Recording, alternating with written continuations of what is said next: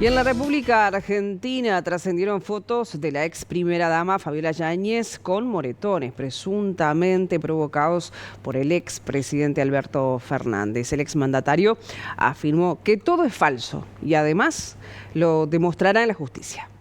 Tras la denuncia ante la justicia de la ex primera dama argentina Fabiola Yáñez contra Alberto Fernández por violencia de género, Infobae publicó 2 fotos que forman parte de la prueba en la acusación contra el expresidente argentino. Se ve a Yáñez con un ojo morado y con un hematoma en la parte interior del brazo derecho cerca de la axila. También se publicó una conversación de WhatsApp entre ambos que alude a una situación de violencia. Yáñez le enviaba las fotos al exmandatario y le pedía que dejara de agredirla. Esto no funciona así, todo el tiempo me golpeás, es insólito, no puedo dejar que me hagas esto cuando yo no te hice nada y todo lo que trato de hacer con la mente centrada es defenderte y vos me golpeás físicamente. No hay explicación. En las capturas de la conversación también aparece la respuesta del exmandatario. Este martes, ante el juez Julián Ercolini, donde se presentó la denuncia por supuestos actos de violencia física y psicológica que se mantienen hasta la actualidad, ordenó de inmediato medidas de restricción contra el expresidente, que incluyen la prohibición de salir del país y reforzar la custodia de la denunciante. También se le impidió acercarse a menos de 500 metros del domicilio de Yáñez. Por su parte, Alberto Fernández negó las acusaciones en su contra y en diálogo con La Nación dijo que es todo falso y que lo demostrará ante la justicia. Paralelamente, en las últimas horas se publicó un video en el que Alberto Fernández y la panelista Tamara Pettinato están en Casa Rosada. Muestra el video, grabado por el expresidente en el despacho presidencial, a Pettinato bebiendo alcohol en momentos en que el expresidente estaba en pareja con Fabiola Yáñez. Para ampliar sobre esta denuncia que sucede en el vecino país, nos ponemos en contacto con Claudio Fantini, analista y periodista internacional. ¿Cómo estás, Claudio? ¿Qué tal, Lucía? ¿Cómo les va? ¿Qué tal, Rosario? Un gusto Hola saludarlas. Claudio, un gusto como siempre. ¿Cómo se puede evaluar, Claudio, el daño político que está sucediendo allí tras esta denuncia que sucede en las últimas horas y luego de estos trascendidos, estas imágenes de la denuncia que presentó Yáñez?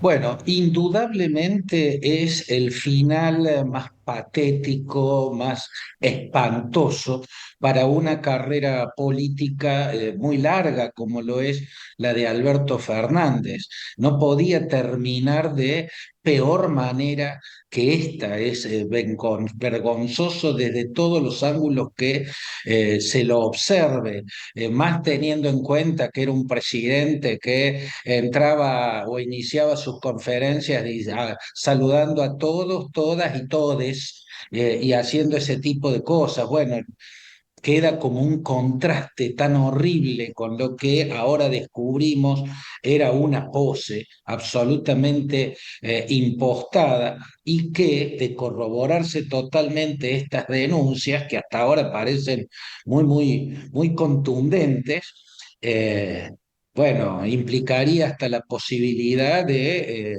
la prisión para Alberto Fernández. Y no es esto descabellado, es una posibilidad cierta, y que sobre todo desenmascara que detrás de esa pátina de presidente de un gobierno que tenía Ministerio de la Mujer y que tenía usaba el léxico inclusivo, el lenguaje inclusivo, bueno, todo era una gigantesca e hipócrita máscara, detrás de lo cual lo que había era un ejecutor de violencia machista. Hasta acá todo es una denuncia. El problema para Fernández es que la denuncia tiene elementos tan evidentes que todo el mundo la está tratando como si ya fuese una sentencia, como si ya fuese algo total y absolutamente probado en los estrados judiciales. Bueno, esto segundo no ocurrió, pero así es como la está viendo la política entera, el periodismo entero, la sociedad. Nunca habíamos visto tan absolutamente solo e incluso devastado a Alberto Fernández. La pregunta es si el impacto va a ir más allá de Alberto Fernández. ¿Qué daño va a causar o cuán demoledor puede llegar a ser para el espacio político que convirtió a Alberto Fernández en presidente? Ese espacio político es fundamentalmente el kirchnerismo. En primera instancia, el kirchnerismo. En segunda instancia, el peronismo. O sea, ¿cómo va a impactar esto en la imagen de Cristina Fernández de Kirchner? ¿Qué va a pasar también en términos de la investigación con Cristina Fernández de Kirchner? Porque ahora se va a entender o se empiezan a entender cosas que la ex vicepresidenta insinuó en muchas oportunidades sobre Alberto Fernández. La pregunta que le tendrá que hacer en algún momento la justicia es: ¿por qué usted insinuaba algo que indudablemente sabía en lugar de denunciarlo? ¿No? O sea, esto puede llegar a tener un impacto demoledor para el kirchnerismo específicamente, para la expresidenta y ex vicepresidenta Cristina Kirchner específicamente, más allá de Alberto Fernández. Claudio, a propósito de esto que mencionás, de los impactos que puede tener esta circunstancia que obviamente generará efectos en la política argentina, ¿cómo está actuando ante esto el presidente de los argentinos, Javier Milei? Bueno, yo creo, Rosario, que también el presidente es parte de este desquicio, porque una vez más toma un hecho lamentable, bochornoso, y lo utiliza mal, lo utiliza de manera obtusa y artera. ¿Por qué digo esto?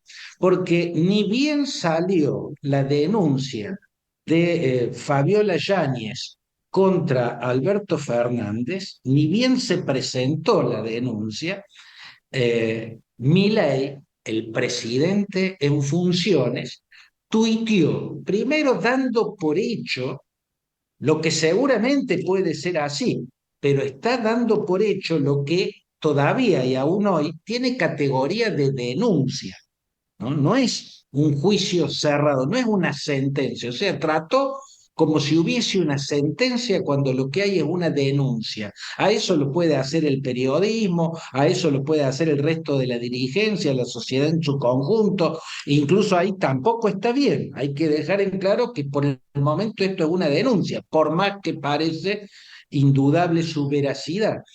Pero el presidente no lo puede tratar de ese modo, por una cuestión institucional. Eso es lo primero opaco que hizo el presidente en el escenario de este derrumbe patético de Alberto Fernández. Lo segundo fue tratar de utilizar el hecho contra el feminismo, contra las políticas de género. O sea, una cosa es cuestionar cómo funcionaba el Ministerio de la Mujer, si servía para algo o no. Una cosa es cuestionar cómo funcionó el INADI en los tiempos del gobierno de Alberto Fernández, si sirvió o no.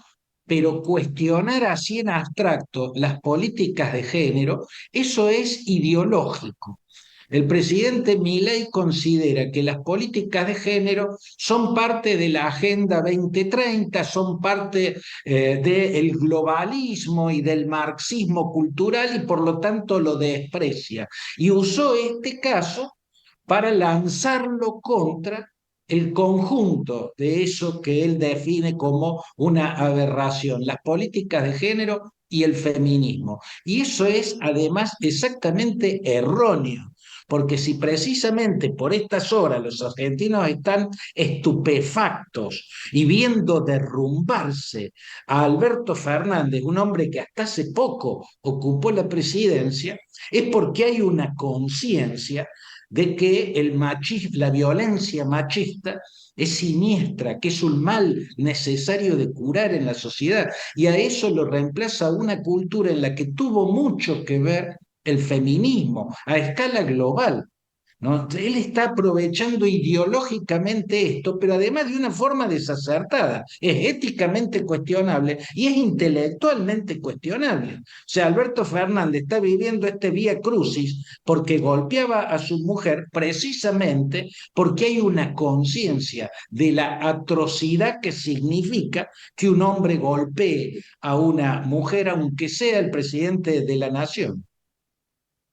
Bien, Claudio, muchas gracias por este análisis. Sin dudas que este capítulo va a tener más novedades en los próximos días, desde allí, desde Argentina. Perfecto, les dejo un abrazo, Lucía y Rosario, hasta cualquier momento. Que esté bien, Claudio.